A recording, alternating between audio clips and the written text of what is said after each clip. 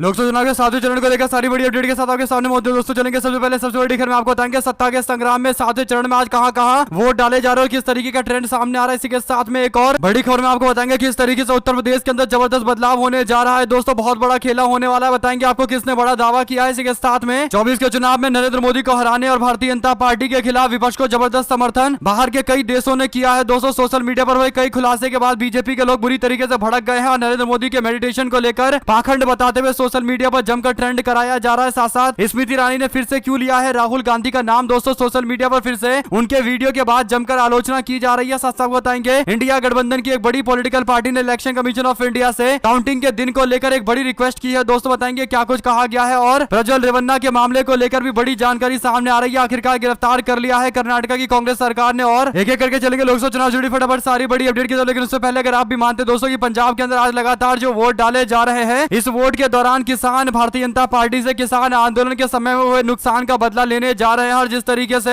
BJP के लोगों ने किसान आंदोलन को लेकर खासकर किसानों को टारगेट करते हुए जिन शब्दों का इस्तेमाल किया था, आज पंजाब के किसान और पंजाब की जनता भारतीय जनता पार्टी को सजा सुनाने वाली एक तरीके से वोट करके और बदलाव के लिए वोट डाला जाएगा। तो इस वीडियो को लाइक करके लाल बटन दबाकर चैनल को सब्सक्राइब करके बेल आइकन दबाकर कमेंट बॉक्स में अपनी राय जरूर लिख बताएगा। दोस्तों इसके इतर अगर आप लोग की कोई और राय हो तो भी लिखकर जरूर बताएगा। चलते हैं सबसे पहले और सबसे बड़ी अपडेट की तरफ, जहां पर सत्ता के संग्राम का आज आखिरी चरण है। 2024 के लोकसभा चुनाव के लिए 8 प्रदेश के 57 सीटों पर अंतिम चरण में वोट डाले जा रहे हैं। दोस्तों 10 करोड़ के आसपास मतदाता वोटिंग एक्सरसाइज करने वाले हैं, जिसमें 5 करोड़ 24 लाख के आसपास पुरुष हैं और 4 करोड़ 82 लाख के आसपास महिलाएं अपना वोट डालेंगी। 1 लाख मतदान केंद्रों पर वोट डाले जाएंगे। 7वें चरण का मुकाबला काफी दिलचस्प है। पश्चिम बंगाल के अंदर सबसे ज्यादा पिछली बार वोट पड़े थे, तो इस बार भी उम्मीद की जा रही है कि पश्चिम बंगाल के अंदर ही वोट पड़ेंगे सबसे ज्यादा। बिहार के अंदर पिछली बार सबसे कम वोट पड़े थे और इस बार भी उम्मीद है कि बिहार के अंदर ही सबसे कम वोट पड़ेंगे। दोस्तों 7वें चरण के अंदर जो उम्मीदवार मैदान में उतरे हैं उनमें से लगभग 1/3 उम्मीदवार करोड़पति है। 57 संसदीय सीट पर जो दिलचस्प मुकाबला होने जा रहा है, उसमें से सबसे ज्यादा हाई प्रोफाइल सीट अगर कोई है तो हिमाचल प्रदेश के मंडी लोकसभा की सीट है, जहां से भारतीय जनता पार्टी ने इस बार कंगना रनावत को मैदान में उतारा है, जबकि कांग्रेस पार्टी ने विक्रमादित्य सिंह को मैदान में उतार दिया है। यहाँ पर मुकाबला काफी दिलचस्प है। दोस्तों साथ साथ जैसे ही आज इलेक्शन खत्म होंगे वैसे ही इलेक्शन कमीशन ऑफ इंडिया के गाइडलाइंस के बाद अब एग्जिट पोल आने शुरू हो जाएंगे। दोस्तों लेकिन एक बड़ी जानकारी सामने आ रही है। इकोनॉमिक टाइम्स में छपी एक रिपोर्ट के अनुसार फौलादी सट्टा बाजार ने अपना फोरकास्ट देना शुरू कर दिया है। उनको क्या लगता है, ये जानकारी देनी शुरू कर दी गई है। दरअसल दोस्तों फौलादी सट्टा बाजार ने उत्तर प्रदेश को लेकर एक बड़ा दावा किया है। उत्तर प्रदेश में पिछली बार जो समाजवादी पार्टी और बीएसपी ने गठबंधन बनाया था तो उनको लगभग 16 सीटों पर जीत मिली थी दोस्तों, लेकिन इस बार आंकड़ा और ज्यादा इंडिया गठबंधन के खाते में जाता दिखाई दे रहा है। जो दावा किया जा रहा है उसके अनुसार 15 से 25 सीटें जीतने की स्थिति में समाजवादी पार्टी और कांग्रेस पार्टी है, यानी समाजवादी पार्टी और बीएसपी के गठबंधन से ज्यादा सीटें जीतने की स्थिति में ये गठबंधन इस बार इंडिया गठबंधन है और यही इंडिया गठबंधन के लिए सबसे शुभ संकेत है। दोस्तों अगर उत्तर प्रदेश के अंदर 25 के आसपास सीटें इंडिया गठबंधन जीत जाता है तो उसके बाद बिहार के अंदर भी 10 के आसपास सीटें जीतता है तो मुकाबले में भारतीय जनता पार्टी बुरी तरीके से फंस जाएगी, क्योंकि उत्तर भारत के अंदर जितनी सीट बीजेपी की कम होगी कहीं पर भाजपा के पास स्कोप नहीं है उन सीटों को बढ़ाने का। यही बड़ा कारण है दोस्तों की प्रीति चौधरी जो ग्राउंड स्तर पर जाकर इंडिया टुडे की पत्रकार लोगों से बातचीत भी कर रही है। उन्होंने दावा किया है कि समाजवादी पार्टी और कांग्रेस पार्टी इस बार पूर्वी यूपी के अंदर 27 में से 13 सीटें जीतने की स्थिति में है, यानी अकेले पूर्वी उत्तर प्रदेश के अंदर 13 सीटें बताई जा रही है, लगभग आधी सीटें बताई जा रही है। इसके बाद अवध का क्षेत्र और पश्चिम के क्षेत्र को मिला दे तो आंकड़ा मिनिमम 15 तक पहुंचेगा अगर ये दावा सही होता है दोस्तों। और क्योंकि ग्राउंड स्तर पर जाकर लोगों से बातचीत कर रही है तो उनकी बातों का काफी मायने रखता है। आप लोग अपनी राय जरूर लिखकर बताएगा, क्योंकि उत्तर प्रदेश के अंदर जो पूर्वी उत्तर प्रदेश का रिजल्ट अगर इस तरीके का है तो इसका सीधा मतलब यह है कि बिहार में भी इसी तरीके की हवा बह रही है। आपका क्या मानना है, उत्तर प्रदेश में किस तरीके के नतीजे रह सकते हैं दोस्तों? साथ साथ कर्नाटका को लेकर एग्जिट पोल अंतिम तो आज शाम को सामने आएंगे, लेकिन एक मेगा एग्जिट पोल में दावा किया गया है, इंटरनल रिपोर्ट के आधार पर कहा गया है कि यहाँ पर कांग्रेस पार्टी कर्नाटका में 17 से 22 सीटें जीतने की स्थिति में है, जबकि एनडीए गठबंधन यानी भारतीय जनता पार्टी और जेडीएस मिलाकर भी 6 से 10 पर आकर सिमटने वाली है, यानी ये इनका आंकड़ा है। तो अगर आप एवरेज निकालेंगे तो कांग्रेस पार्टी 19 सीटें जीत सकती है, जबकि एनडीए गठबंधन लगभग 8 या 9 सीटों के आसपास जीत सकती है। दोस्तों कर्नाटका में भी कम से कम भारतीय जनता पार्टी को 11 से 12 सीटों का नुकसान हो रहा है और 11 से 12 सीटें कर्नाटका में अगर बीजेपी लूज करती है तो कहीं गेन करने के लिए उनके पास कोई दूसरा राज्य नहीं है। अगर आप भी मानते हैं कि कर्नाटका के अंदर रिजल्ट इसी तरीके का हो सकता है, क्योंकि प्रज्वल रेवन्ना के मामले के बाद भारतीय जनता पार्टी और पूरा एनडीए कुनबा जबरदस्त बैकफुट पर था, तो अपनी राय जरूर लिखता है। साथ प्रशांत किशोर आजकल ओपोजिशन से काफी ज्यादा भड़के हुए हैं दोस्तों। इसके पीछे बड़ा कारण बताया जा रहा है कि प्रशांत किशोर को समझ में आ गया है कि उनकी मदद के बिना ही ओपोजिशन ने विपक्ष ने भारतीय जनता पार्टी को जबरदस्त टक्कर दी है। शायद यही बड़ा कारण है कि वो विपक्ष के लोगों को लूजर यानी हारने वाला और आलसी कहकर संबोधित कर रहे हैं। उन्होंने कहा कि मुझे किसी सर्टिफिकेट की कोई जरूरत नहीं है इन लूजर से, यानी इंडिया गठबंधन की पार्टियां विपक्ष की पार्टियों को लूजर बता रहे हैं। सवाल सबसे बड़ा ये है दोस्तों कि अगर ये इंडिपेंडेंट होते तो इनको इस तरीके के शब्दों का इस्तेमाल नहीं करना पड़ता। ये ओपोजिशन के नेता को लूजर बता रहे हैं और आलसी बता रहे हैं, जबकि हकीकत यह है कि तेजस्वी यादव ने अकेले बिहार के अंदर 250 के आसपास रैली कर दी है, जगह जगह उनकी सभाएं हुई है। फिर आखिर प्रशांत किशोर किसको लूजर बोल रहे हैं, ये सबसे बड़ा सवाल है दोस्तों, क्योंकि कांग्रेस पार्टी ने उनको उस तरीके से भाव नहीं दिया था जैसे वो भाव की मांग कर रहे थे। तो अब शायद अपनी भड़ास निकाल रहे हैं, क्योंकि उनके बिना ही कांग्रेस पार्टी और इंडिया गठबंधन का अच्छा परफॉर्मेंस बताया जा रहा है। यानी प्रशांत किशोर का ईगो इतना ज्यादा हट हो गया है कि 4000 किलोमीटर से ज्यादा की यात्रा करने वाले राहुल गांधी और 250 से ज्यादा सभाएं करने वाले तेजस्वी यादव और 100 से ज्यादा सभाएं करने वाले अखिलेश यादव को लूजर और आलसी बता रहे हैं। आपकी क्या राय हो दोस्तों, लिखकर जरूर बताएगा। इसी के साथ में प्रधानमंत्री नरेंद्र मोदी कह रहे थे कि वो 48 घंटे के लिए मेडिटेशन करने जा रहे, ध्यान लगाने के लिए जा रहे। लोगों को लगा कि वाकई देश के अंदर नरेंद्र मोदी 48 घंटे तो कम से कम दिखाई नहीं देंगे और वाकई ध्यान लगाएंगे, लेकिन ऐसा कहीं दूर दूर तक दिखाई नहीं दे रहा है दोस्तों। बड़ा कारण यह है कि नरेंद्र मोदी वहां से लगातार मीडिया के माध्यम से तस्वीरें भेज रहे हैं और इसके बाद नरेंद्र मोदी ने 2 बैक टू बैक ट्वीट भी किए हैं। उनके ऑफिशियल अकाउंट से जो ट्वीट किया गया है, इस पर लोगों ने कहा कि नरेंद्र मोदी कह रहे हैं कि वो साधना में बैठे हुए हैं। भारतीय जनता पार्टी के लोग भी ये दावा कर रहे हैं, लेकिन नरेंद्र मोदी ने 2 बैक टू बैक ट्वीट किए हैं। साधना पर बैठे बैठे मोदी जी अंग्रेजी में ट्वीट कर रहे हैं, भाई साधना समाधि हो तो शहंशाह की तरह। यानी ये कौन सी तरीके की साधना और समाधि चल रही है कि नरेंद्र मोदी फोन का इस्तेमाल करते हुए ट्वीट कर रहे हैं, या तो वो खुद से ट्वीट कर रहे हैं या उनका ऑफिस ट्वीट कर रहा है। सवाल यह है कि बिना नरेंद्र मोदी के पूछे हुए उनका ऑफिस कैसे ट्वीट कर सकता है। दोनों केस में नरेंद्र मोदी पर सवाल जरूर उठते हैं दोस्तों। साथ साथ केरल कांग्रेस ने भी नरेंद्र मोदी की ओर से किए गए पोस्ट पर निशाना साधते हुए कहा कि concentrate Modi ji, keep the phone away, यानी फोन दूर रखिए और कॉन्सेंट्रेट करिए, मेडिटेशन करिए। यानी दोस्तों एक मजाक का पात्र ही बन गया है प्रधानमंत्री मोदी का मेडिटेशन का पूरा प्रोग्राम। लोगों को लग रहा था कि वो शांत बैठेंगे, लेकिन फोन से ट्वीट किए जा रहे हैं। सवाल कई सारे हैं और लोग अब निशाना भी साध रहे हैं, क्योंकि वो बार बार तस्वीरें जारी कर रहे हैं। ऐसा लग नहीं रहा कि मेडिटेशन करने के लिए गए हैं, ऐसा लग रहा है कि कहीं फोटो शूट कराने के लिए गए हैं और लगातार ट्वीट भी कर रहे हैं दोस्तों। साथ साथ ओपन एआई जो चैट जीपीटी से जुड़ी हुई कंपनी है, जिसने चैट जीपीटी बनाया है और एआई के मामले में सबसे ज्यादा लीड बनाई हुई कंपनी है, यानी उनके टेक्नोलॉजी सबसे ज्यादा अप्रिशिएट किए जाते हैं, तारीफ की जाती है। उन्होंने भारत के चुनाव को लेकर एक बड़ा दावा किया है दोस्तों। उन्होंने बताया है कि इजराइल के अंदर एक कंपनी है जिसका नाम स्ट्राइक है, उसने लोकसभा चुनाव में भारतीय जनता पार्टी के खिलाफ एजेंडा पूरे देश भर के अंदर जारी किया है। यानी चैट जीपीटी और ओपन एआई का इस्तेमाल करते हुए, एआई का इस्तेमाल करते हुए भारतीय जनता पार्टी के खिलाफ कैंपेन किया गया है और कांग्रेस पार्टी के पक्ष में माहौल बनाने का प्रयास किया गया है। आपको बता दें कि इस तरीके की रिपोर्ट सामने आने के बाद भाजपा के लोग दावा कर रहे हैं कि कांग्रेस पार्टी के व्यूअरशिप में इतना बड़ा इजाफा जो चुनाव के दौरान देखने को मिला था, उसके पीछे सोची समझी साजिश थी। इस तरीके के दावे पर आपकी जो भी राय हो दोस्तों लिखकर जरूर बताइए, क्योंकि पिछली बार 2019 के चुनाव से पहले दावा किया गया था कि इजराइल की एक कंपनी विपक्ष के लोगों का फोन ट्रेस कर रही थी, उनके डेटा को चोरी किया जा रहा था। इसके बाद दावा किया गया था कि सरकार की ओर से पेगासस को खरीदा गया था। इसके बाद दोस्तों इजराइल की कंपनी पर आरोप लग रहा है कि उन्होंने कांग्रेस पार्टी के पक्ष में माहौल बनाने के लिए और भाजपा के खिलाफ लोगों में माहौल बनाने के लिए काम किया है। पूरे चुनाव में कांग्रेस पार्टी की मदद की गई है। भारतीय जनता पार्टी के लोग इस पर भड़कते हुए जांच की मांग कर रहे हैं। आप लोग अपनी राय जरूर लिखकर बताएगा। साथ साथ दोस्तों अगर भारतीय जनता पार्टी 272 के जादुई आंकड़े से नीचे रहेगी तो बीजेपी को छोड़कर भागने वाले 2 सबसे पहले नेता जो सामने आएंगे उसमें नीतीश कुमार और चंद्रबाबू नायडू होंगे। इसमें कोई दो राय नहीं है और दोनों के पास 10 से ज्यादा सीटें होने वाली है। और ऐसे में दोस्तों अगर आप भी मानते हैं कि एनडीए गठबंधन नरेंद्र मोदी और भारतीय जनता पार्टी के 272 के नीचे आते ही बिखर जाएगा और खंड खंड में बढ़ जाएगा, तो इस वीडियो को लाइक करके लाल बटन दबाकर अपनी राय जरूर लिखकर बताएगा। चलते हैं एक और बड़ी अपडेट की तरफ, जहां पर सोशल मीडिया पर जमकर ट्रेंड कराया गया है दोस्तों, मोदी पाखंड बंद करो। लगभग 16,000 पोस्ट किए गए हैं सोशल मीडिया पर, ये ट्रेंड कराया जा रहा है। उनके मेडिटेशन को लेकर ये पोस्ट कराए जा रहे हैं। साथ साथ दोस्तों लोकसभा चुनाव के दौरान ऐसा लगता है कि स्मृति ईरानी के दिमाग में केवल राहुल गांधी चलते रहते हैं, क्योंकि वाराणसी के अंदर वो प्रचार करने के लिए पहुंची थी। इस दौरान स्टेज पर जैसे ही भाषण देने लगी तो उनका माइक खराब हो गया। स्टेज पर माइक खराब होते ही वो कहने लगी तंज कसते हुए कि माइक वाले का नाम राहुल तो नहीं है। एआईएमआईएम के चीफ असदुद्दीन ओवैसी के खिलाफ हैदराबाद सीट से चुनाव लड़ रही बीजेपी की प्रत्याशी माधवी लता भी वाराणसी पहुंची थी। ऐसे में दोस्तों दोनों की ओर से प्रचार तो किया गया है, लेकिन स्मृति ईरानी जिस तरीके से राहुल गांधी का नाम का जाप करती रहती है, हर चीज में राहुल गांधी उनको नजर आने लगते हैं। तो ऐसे में सवाल ये है कि क्या अपने चुनाव में उनको हार का डर सता रहा है? आप लोग अपनी राय जरूर लिखकर बताएगा दोस्तों। इसी के साथ में लोकसभा चुनाव के 7वें और आखिरी फेज की वोटिंग 1 जून को होनी है। इसके बाद आम चुनाव के लिए मतदान खत्म हो जाएगा। 4 जून को सभी 543 सीटों के नतीजों का ऐलान होगा। 7वें फेज की वोटिंग के बाद न्यूज चैनल पर एग्जिट पोल भी सामने आने लगेंगे। चुनाव आयोग ने एग्जिट पोल को लेकर फिर से पुराने निर्देश दोहराए हैं। चुनाव आयोग ने शुक्रवार को कहा कि सभी राज्य और केंद्रशासित प्रदेश के अंदर मतदान समाप्त होने के कम से कम आधे घंटे तक कोई भी एग्जिट पोल प्रकाशित ना किया जाए, यानी वोटिंग खत्म होने के आधे घंटे तक एग्जिट पोल नहीं दिखाया जा सकता। यानी 6 बजे इलेक्शन खत्म होने का समय है तो 6:30 बजे के बाद ही एग्जिट पोल दिखाया जा सकता है। कांग्रेस पार्टी ने कहा कि उसके नेता लोकसभा चुनाव के एग्जिट पोल से जुड़ी बहस में कोई हिस्सा नहीं लेंगे। पवन खेड़ा ने एक पोस्ट करते हुए कहा कि मतदाताओं ने अपना वोट डाल दिया, उनका फैसला सुरक्षित रख लिया गया है, नतीजे 4 जून को आ जाएंगे। उससे पहले टीआरपी के लिए हमें अटकलों और बहस में शामिल होने का कोई कारण नहीं दिखाई देता, इसीलिए कोई शामिल नहीं होगा। साथ साथ इंडिया गठबंधन की सबसे बड़ी पार्टियों में से एक डीएमके ने इलेक्शन कमीशन ऑफ इंडिया को कठोर कार्रवाई करने के लिए मांग की है दोस्तों, और पूरे प्रोसेस को सही से फॉलो करने के लिए, प्रोसीजर को फॉलो करने के लिए डिमांड किया गया है। यानी 4 जून को जब वोट की काउंटिंग होगी तो डीएमके ने कहा है कि आप ये सुनिश्चित करें कि सारे प्रोसीजर को सही से फॉलो किया जाए। इलेक्शन कमीशन ऑफ इंडिया को कहा गया कि जो प्रोसीजर है उसके अनुसार 30 मिनट के अंदर पोस्टल बैलेट की काउंटिंग होनी चाहिए, यानी पोस्टल बैलेट को पहले 30 मिनट के अंदर काउंट किया जाना चाहिए, कुछ भी बचा के नहीं रखना चाहिए। चाहिए ईवीएम की काउंटिंग पोस्टल बैलेट के बाद शुरू होनी चाहिए या 30 मिनट के बाद शुरू होनी चाहिए। डीएमके ने इस पूरे मामले पर इलेक्शन कमीशन ऑफ इंडिया को सही से ध्यान देने के लिए कहा है। दोस्तों कई बार ऐसा होता है कि पोस्टल बैलेट की काउंटिंग लास्ट में की जाती है और आप लोग जानते हैं कि पोस्टल बैलेट के अंदर कई सारे तरीके के चेंजेस हो जाते हैं। यहाँ पर अगर 10-50 वोट आगे पीछे की बात हो या उससे भी ज्यादा हो तो फिर अधिकारी अपने हिसाब से मैनिपुलेशन कर देता है, क्योंकि पोस्टल बैलेट कौन सा वैलिड होगा कौन सा नहीं वैलिड होगा ये कहीं ना कहीं अधिकारी लोग तय करते हैं। शायद यही बड़ा कारण है कि डीएमके ने कहा है कि कठोरता से प्रोसीजर का फॉलो किया जाना चाहिए। साथ साथ एग्जिट पोल पर चर्चा का हिस्सा नहीं बनेगी। कांग्रेस पार्टी से लेकर जो जानकारी उन्होंने दी है दोस्तों एकदम सही है। कांग्रेस पार्टी के नेता ने बताया है कि वो किसी भी तरीके के बेफिजूल की चर्चा और टीआरपी बढ़ाने में शामिल नहीं होना चाहते। आप लोग को पता है कि इंडिया गठबंधन हमेशा से एक निष्पक्ष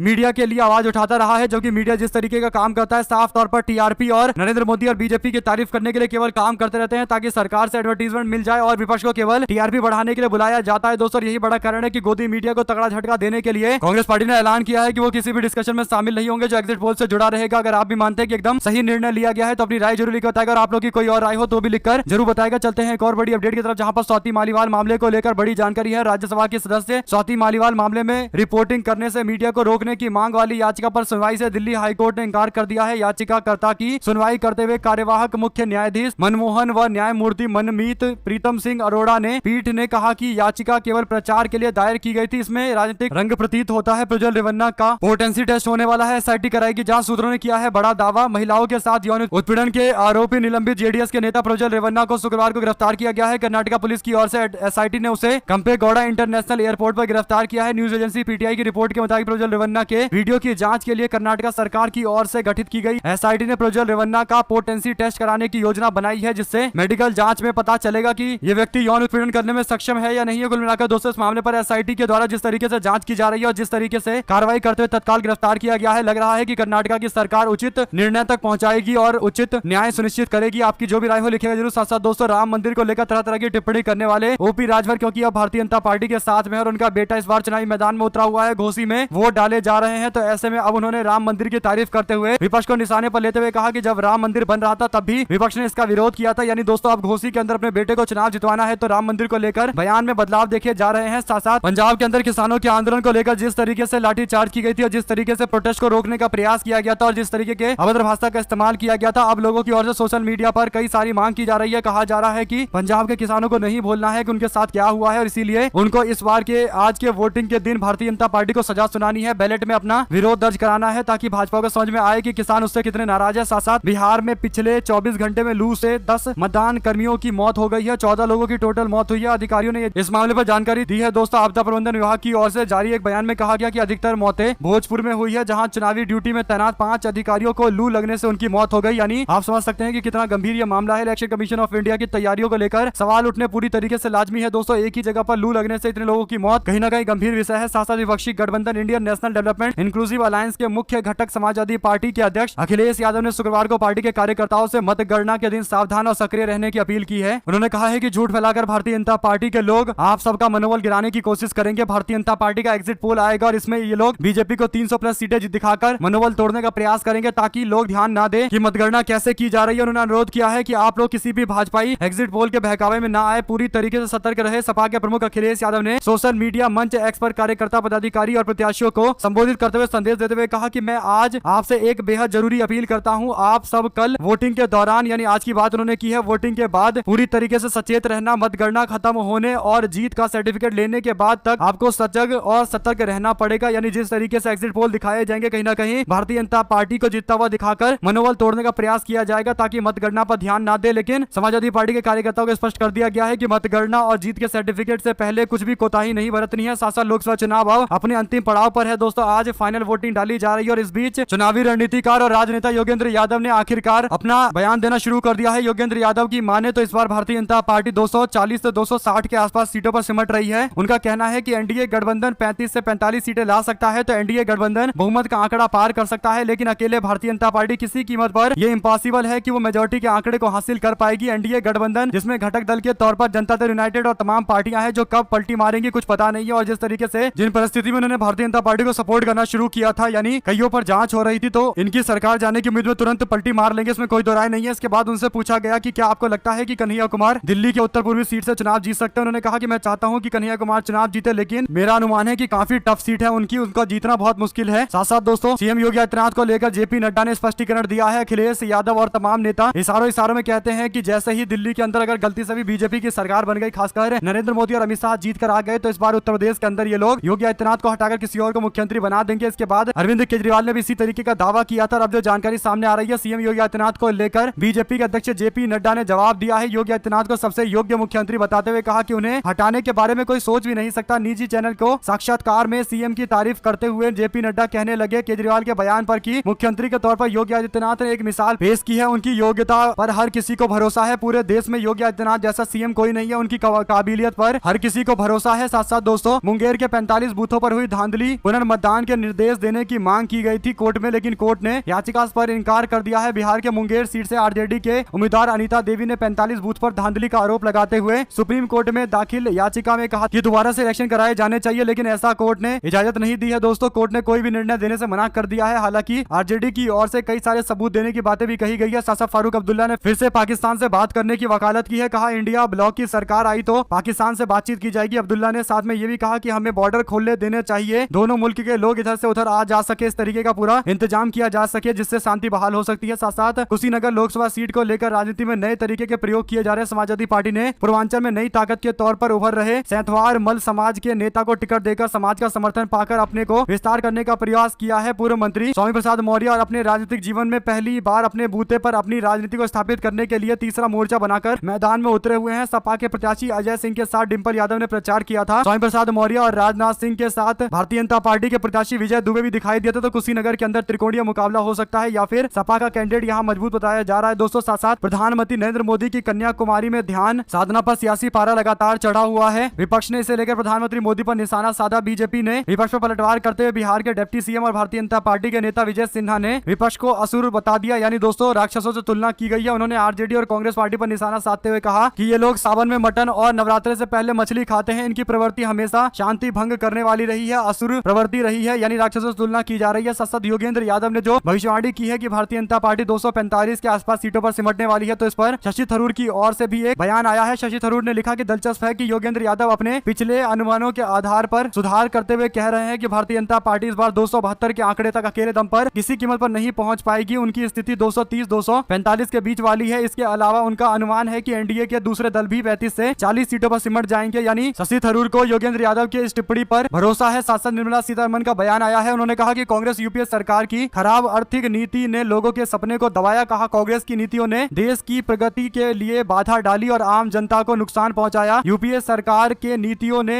आम जनता के सपनों को कुचल दिया और देश की अर्थव्यवस्था को पटरी से उतार दिया। वर्तमान सरकार इन चुनौतियों से निपटने के लिए देश की अर्थव्यवस्था को मजबूत करने के लिए लगातार प्रयास कर रही है। सीतारमण ने विश्वास जताया है कि मौजूदा सरकार की नीतियां देश की अर्थव्यवस्था को मजबूत और ज्यादा करेगी और आम जनता के सपनों को साकार करेगी। हालांकि इकोनॉमिस्ट और निर्मला सीतारमण के पति कह रहे हैं कि भारतीय जनता पार्टी सरकार से बाहर जा रही है, उनकी जबरदस्त हार होने जा रही है, बहुमत का आंकड़ा प्राप्त नहीं करेंगे और इकोनॉमी की भट्टी बिठा दी गई है। इस तरीके से उन्हीं के परिवार का व्यक्ति भारतीय जनता पार्टी सरकार की आलोचना कर रहा है। दोस्तों, साथ साथ गुजरात के भ्रष्टाचार निरोधक ब्यूरो ने शुक्रवार को 25 मई को राजकोट गेम जोन में हुए अग्निकांड के सिलसिले में हिरासत में लिए गए अधिकारियों के खिलाफ जांच शुरू कर दी है। इस अग्निकांड में 27 बच्चों की मौत हो गई थी। मामला काफी बड़ा हो गया था दोस्तों। इसके बाद भारतीय जनता पार्टी कार्रवाई की बातें कर रही है, लेकिन अब तक वैसी कार्रवाई नहीं की गई है जैसी की जानी चाहिए। केवल खाना पूर्ति वाली कार्रवाई की गई है। साथ साथ बीजेडी बीजू जनता दल ने दावा किया है कि 85 असेंबली सीट पर पहले ही बीजू जनता दल ने 3 फेज के इलेक्शन के अंदर बढ़त बना ली है और आज यानी उन्होंने 7वें चरण के चुनाव को लेकर दावा किया है कि आज जैसे ही चुनाव खत्म हो जाएंगे वैसे ही बीजू जनता दल 147 में से 115 सीटें जीत जाएगी और 15 लोकसभा सीटें 21 में से बीजू जनता दल के खाते में जा रही है और 3/4 के साथ फिर से बीजू जनता दल नवीन पटनायक के नेतृत्व में सरकार बनाने जा रही है। इसमें कोई दोराय नहीं है। वहीं पर सोशल मीडिया पर नवीन पटनायक के करीबी आईएएस अधिकारी जो रिटायर्ड है पांडियन, उनके खिलाफ ट्रेंड कराया जा रहा है और पांडियन बाय बाय इस तरीके के नारे लगाए जा रहे हैं। यानी भारतीय जनता पार्टी एक तरीके से ट्रेंड करवा रही है और बीजेपी के लोग नवीन पटनायक की जगह उनके सहयोगी रिटायर्ड आईएएस अधिकारी पांडियन को पॉलिटिकल तरीके से निशाने पर ले रहे हैं। साथ कर्नाटक के डिप्टी सीएम और राज्य के कांग्रेस के नेता डीके शिव कुमार ने राज्य सरकार को गिराने के लिए धार्मिक अनुष्ठान कराने का बड़ा आरोप लगाया। उन्होंने कहा कि राज्य की सिद्धरमैया सरकार को गिराने के लिए साजिश रची जा रही है। इसके लिए केरल के एक मंदिर में शत्रु भैरवी यज्ञ कराया जा रहा है। इस यज्ञ में पशुओं की बलि दी जा रही है। उन्होंने कहा कि खुलासा नहीं किया कि राज्य सरकार को गिराने के लिए यज्ञ किस पार्टी के नेता और लोग करवा रहे हैं। उन्होंने कहा कि कर्नाटक के कुछ नेता ऐसा काम कर रहे हैं। इस काम के लिए अघोरियों को भी नियुक्त किया गया है, यानी पूरी तरीके से तंत्र मंत्र का इस्तेमाल किया जा रहा है कर्नाटक की सरकार को गिराने के लिए। हालांकि दोस्तों, तंत्र मंत्र के इस्तेमाल से सरकारें नहीं गिरती, लेकिन जो प्रयास किए जा रहे हैं उसे लेकर निशाना साधा गया है। वहीं पर मल्लिकार्जुन खड़गे ने एक इंटरव्यू में अग्निपथ योजना को लेकर कहा कि मोदी सरकार ने अग्निवीर योजना